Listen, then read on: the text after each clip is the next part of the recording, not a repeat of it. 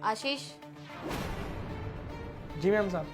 सुनो, मुझे ना तुमसे एक काम है। जी मैम साहब, क्या काम है आपको बताइए। मुझे ना तुमसे एक काम है।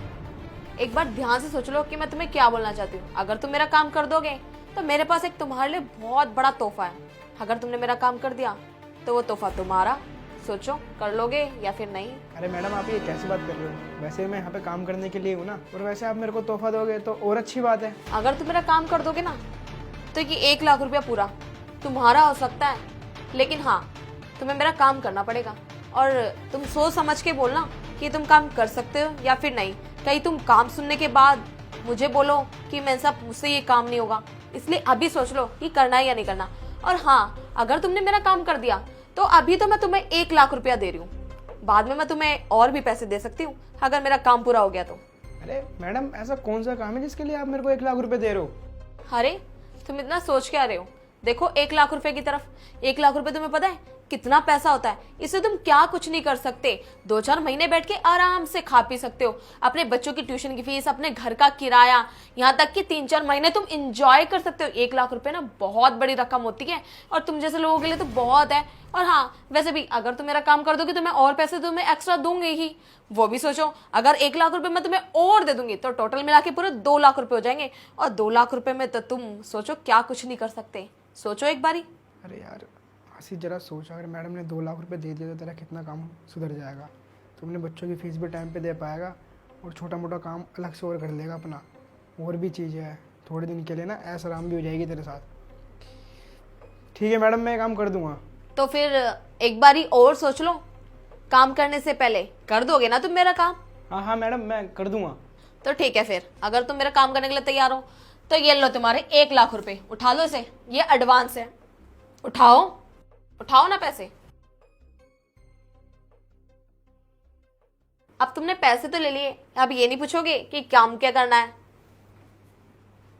ये तुम देख रहे हो, ये ना छोटी सी पुड़िया है और इसके अंदर ना जहर है। और इस जहर को तुम्हें अपने सांप को खिलाना है, वो भी एक पानी की बोतल के अंदर मिला के।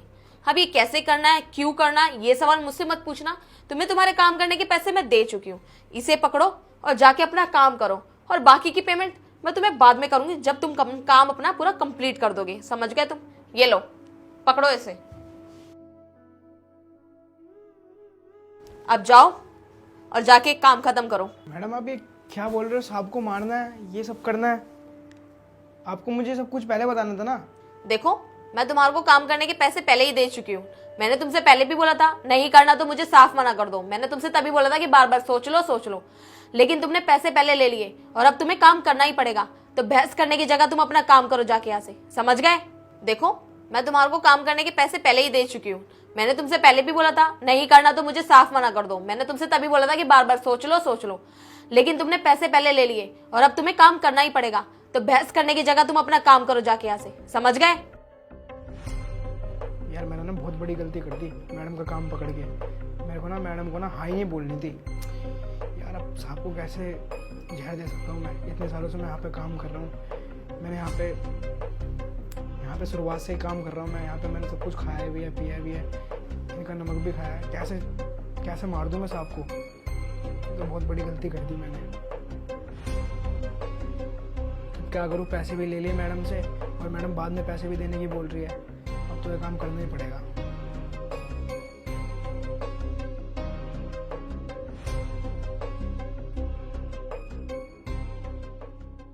आशीष यार, पानी लाना। ये लो साहब, पानी पी लो।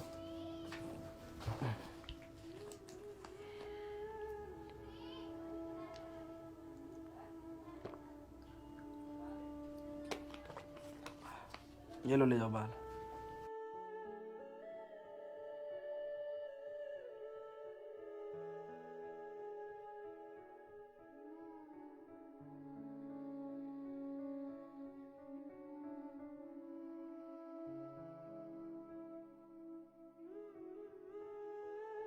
ये लो मैडम पानी, मैंने सांप को पानी पिला दिया है।